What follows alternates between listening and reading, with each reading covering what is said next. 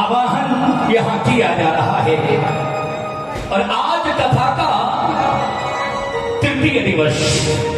पहले दिन की कथा में हमने श्रवण किया भागवत कथा क्यों सुननी चाहिए, क्या होता है भागवत कथा से, परम सत्य कौन है और इस संसार में किसकी परम सत्ता का अवगाहन होता है, किसकी सत्ता से ये संसार चलित है, चलायमान है। कल यानी दूसरे दिन की कथा में भागवत जी के रहस्य,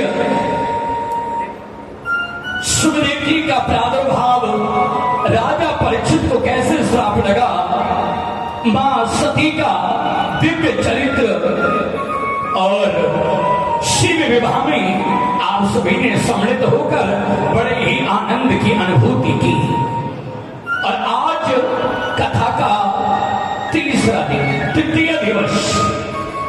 आज की कथा में हम और आप अपने मन को एकाग्र करें, भगवान की अहेतु की कृपा को प्राप्त करने के लिए हम और आप एक ही भूत हो, हमारा मन एकाग्र हो, संसार के लोकाचार, लोक व्यवहार, संसार की आसक्तियों से दूर हमारा मन इस दिव्य भागवत कथा अमृत का पान करने के लिए यहाँ पर उपस्थित हो।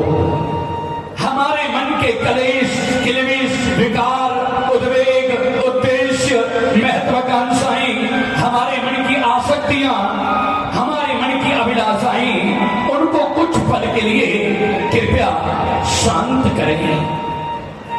अगर मन संसार में भटकेगा तो हम भगवान की अनुभूति को प्राप्त नहीं कर पाएंगे, और अगर भगवान की अनुभूति को प्राप्त करेंगे तो ये संसार के आसक्तियां, मोह और माया हमें स्पर्श भी कर ना सकेगा।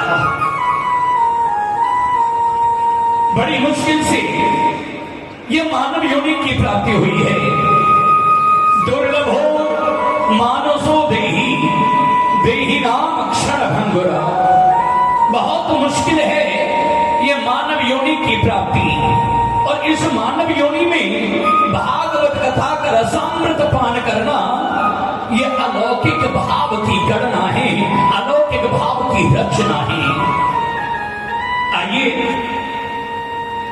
अपनी मन बुद्धि चित्त आत्मा को शांत और सात्विक करने के लिए सर्वप्रथम इस कथा के इष्ट देव श्री राधा माधव, श्री राधा रानी और श्री श्याम सुंदर के चरणों में हम अपनी अंतर आत्मा की प्रीत, अपनी अंतर आत्मा की डोर ठाकुर जी के चरणों से जोड़ें, ताकि ये कथा हमें सुख दे सके, आनंद दे सके, शांति दे सके और हमारे मानव जीवन को सफल बना सके।